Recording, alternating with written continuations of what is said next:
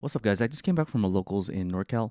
The store was called Card Art, so they actually have a locals out there in San Jose that is able to do even Tengu tournaments as well. So if you guys are interested and you guys live in NorCal, but don't know that there's a locals out there, there is a locals in San Jose called Card Art that does Edison and Tengu plant tournaments. So yeah, check them out. It's every Friday at 6:30, I believe. So anyways, I decided to take a deck that pretty much is a sin to combine the two engines together because you're playing a frog engine which does not like using back row.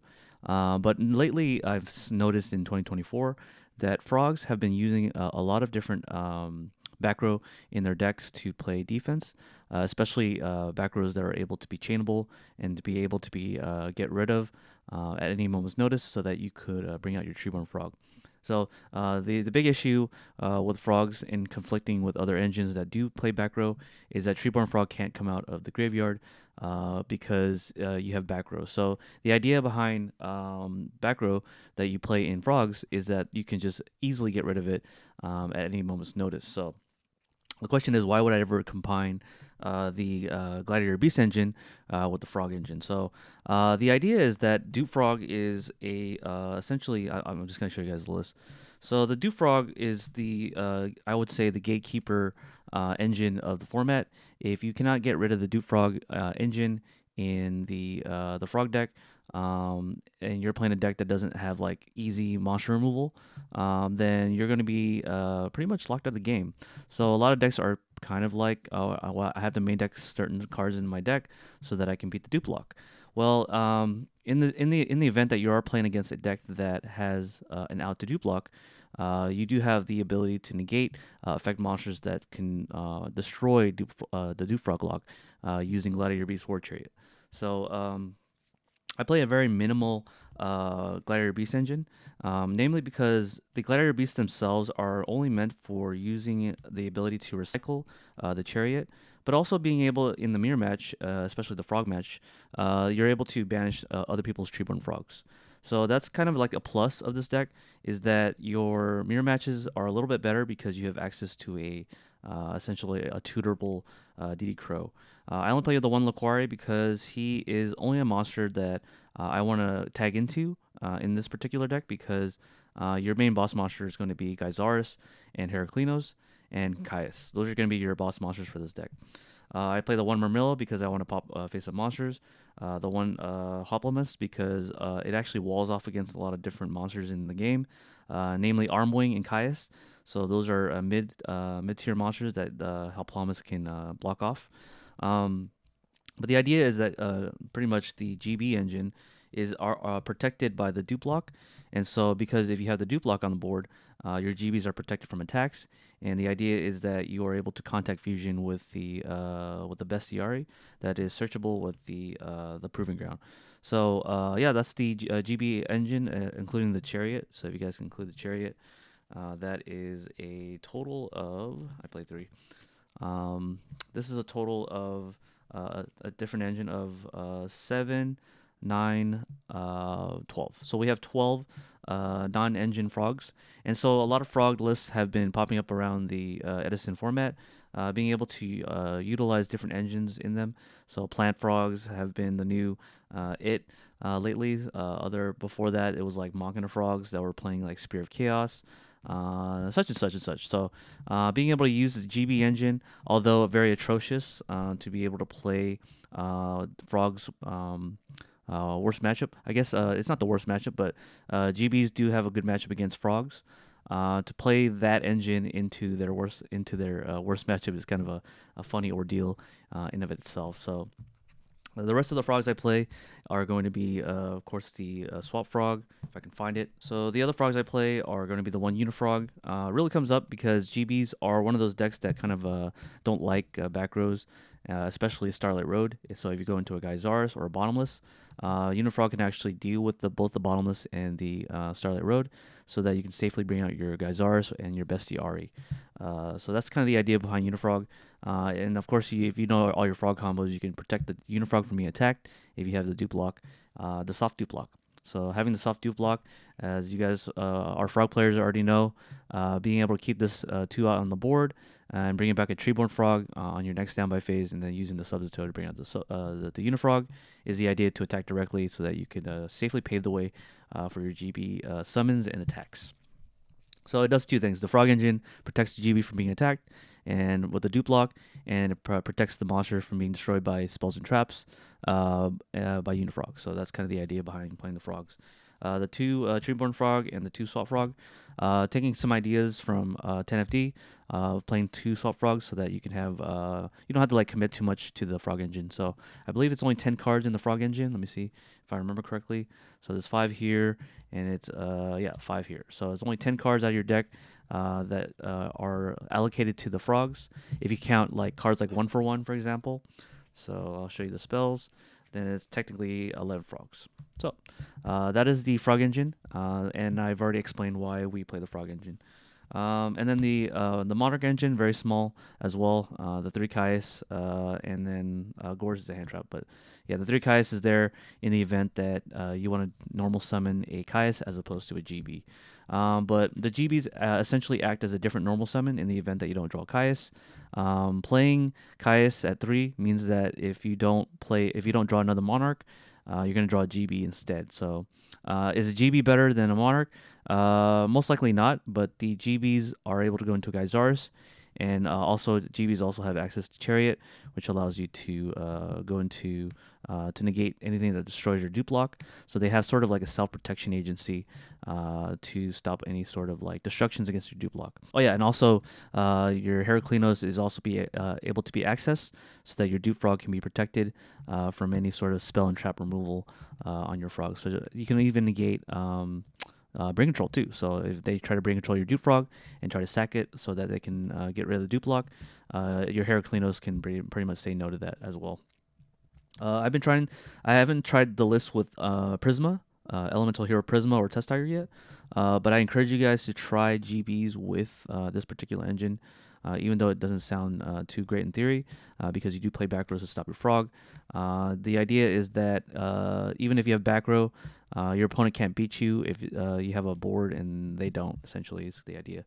And then the one Gorz, because Gorz is good. I might drop Gorz, though, from this list, but I'm not entirely sure for what yet. This is a prototype list, and as you guys already know, I like to design a lot of prototype deck lists. And if you guys are out there who can design better deck lists because they're more competitive or more slimmer or whatever it is, the reason that you have, I definitely encourage that.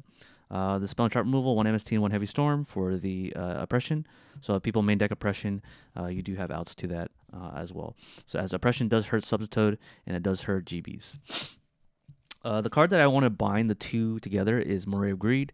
As I was planning on playing Diva Frogs for this particular event, but I decided to play GB with frogs instead.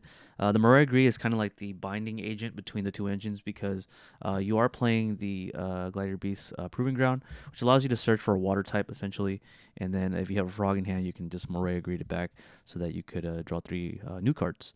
Although I did side it out games 2 and 3 often, I still like this card because it allows you to draw 3 cards and make your hand better. GBs do have kind of an issue with drawing in Marmillo and Rediari, so having these cards in your deck allows you to put them back in the deck as a sort of like a Respite engine, but that you're not playing Respite though. It's probably better than Respite, but Respite is recyclable with Ekest, whereas Moray of Greed is not. Let's go into our other traps. We have the Trap Dust Shoot. Trap Dust Shoot's a good card in the main deck in most decks nowadays. The 2 Bottomless Trap Hole to pretty much get rid of monsters. The Mirror Force, the Torrential, and the 2 Raigeki Brick. The trap lineups are pretty variable. It's because you are playing frogs, you probably don't like Bottomless Trap Hole because it relies on your opponents to summon a monster that you can bottomless, but bottomless is just generally a good staple in most decks anyways, so I don't mind playing this. And since you are playing a GB deck, sometimes you're going to draw your GB engines without your frogs, so these cards are really good, minus the Raigeki Break, of course. But the Raigeki Break, although it's a -1 for most of the decks, you could discard a GB from your hand and then retrieve it later with either a Darius or an Ekest, so that Raigeki Break becomes a 1-for-1 as opposed to a 2-for-1. 2-for-1 in terms of you giving up cards. So yeah, and then the Torrential, same concept. I pretty much don't like this card that much. I often cited it out for the most part because you never want to torrential your board if you have an established board. It's mostly a recovery card if you don't already have board control. So yeah, I mean it's torrential for you. So that's all the deck list in the main deck. Let's go into the side deck. So side deck we have two Dust Tornadoes here for pretty much Royal Oppression. That's like the main reason why I cite it. Although I never saw it against when people flipped Oppression against me. So yeah, that's a thing. But that's kind of the idea, is to use Dust Tornado to hit the back row and then try to play the game. I cited the Compulsory, really good actually, a side deck for frogs in general. Being able to bounce back at Arm Wing on command. Or even bouncing back a set monster so that your GBs can attack directly without you having to wait for a chariot, so they can just attack directly and tag out the very same turn. Also, if you're in a top decking mode, this is a good card to top deck against Absolute Zero. If Absolute Zero is on the board, you can just activate this card in the battle phase, so that you can essentially get rid of that monster if you have no monster on your side of the board. Two Smashing Ground, real good. I've been liking Smashing Ground more and more as of late, but especially in the GB deck where you want to declare an attack, you can just Smashing Ground the monster and attack directly. That's why I play it. Also against like people who side deck Vanity's Fiend against this deck, because Vanity's Fiend is one of those cards that people side against frogs. So having Smashing Ground to deal with Vanity's Fiend or Christia even, so that you can play the game, is kind of nice. You can also Smashing Ground a Fossil Dyna, but Fossil Dyna is not a big threat to this deck because you're playing the GB engine. You have lower curve monsters that you can just summon and attack over the Fossil Dyna. I have played the two Vanity's Fiend, although I don't really like siding this card as much as lately, just because there's people anticipate that frogs are going to side this card for the mirror match. So yeah, maybe it's still good. I'm just not entirely sure anymore. But it's nice to have Vanity's Fiend backed up with the trap card, where in other decks, you cannot do that. So yeah, it's still a nice card to the side deck. Two Cyber Dragons for the machine matchup. Also a good tribute fodder, so you can just special summon it and attack over a monster, and then sacrifice for a Kais. But I never cited it because I never played any of those matchups. These are supposed to be a threatening roar, because Waboku is generally for the GB deck where they attack your GB. On attack declaration, you just activate the Waboku. If you activate the Waboku in attack declaration, you can actually save the GB and they're considered to be attacked. So you can just tag out for Waboku. But in the future, this should be a T-Roar. I could not find my threatening roar for the life of me. But the T-Roar and the Waboku functionally do the same thing. The only difference is that if you're playing the GB matchup, this is infinitely worse. But yeah, anyways, I do side the Wabokus against Dragon Turbo as well, so that you can buy another turn, so that you could essentially protect your life points, so that you can essentially win. The idea behind this is also to make sure that your monsters stay alive too. So you can sacrifice for Kais in certain matchups. So if you're playing against a deck that you suspect sides Vanity's Fiend, you can just go Waboku on the Vanity's Fiend attack and then sacrifice for Kais. That's kind of the idea as well. The two Book of Moon, also for the same reason for that I cite Smashing Ground, is to Book of Moon the monsters that pretty much floodgate you. It's also a chainable spell card that you can activate on the draw phase to be able to hit certain cards. It's a great defensive card, and also against skill drains, you can Book of Moon your monsters so they get their effects resolved with effect. And then one Call the Haunted.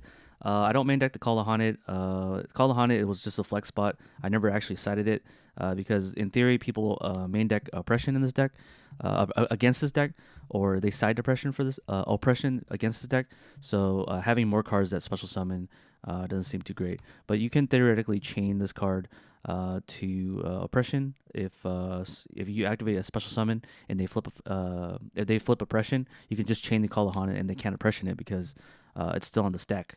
So because it's still in the chain, Call the Haunted can resolve, but I never cited a Call the Haunted in those situations anyways. So yeah, it's a good card anyways, but otherwise you can also revive your Gyzaris.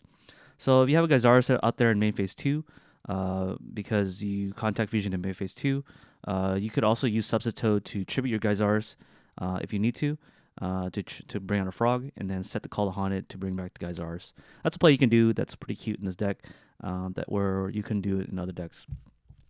And the extra deck's really slim. You are only playing the Gyzaris engine. You don't play any tuners. I don't play Brain Control in this deck. Maybe I should, but there's really little reasons to Brain Control a monster other than to sacrifice it for Caius. And also using it for Substitute as well. But yeah, maybe in the future This should be a brain control somewhere in the main deck. I just haven't found room for it.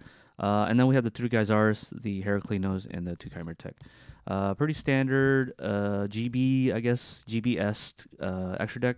The one thing in common that Monarchs, Frog Monarchs have and GBs have is that their extra deck space is pretty wide. So if you do end up finding a room for the brain control, you can actually play more cards in your extra deck. That's pretty much a deck list for you guys. I did have some gameplay videos. Unfortunately, I did not get first place with this list. I only got 2 wins and 2 losses. But otherwise, great locals to pretty much go. The vibes are really nice. So shout out to all the people that I met in person at the event. Yeah, I really enjoyed meeting you guys and hanging out with you guys. But yeah, I'll go do some commentary as well for the GB Frog list because I feel like this deck is really good replayability because it has a lot of different lines as well. So yeah, I'll do some commentary on the other video. So just click out of this video and then click on that video if you guys want to watch this deck in action. All right, that's all the deck list there is, and I'll peace out and I'll see you guys next time.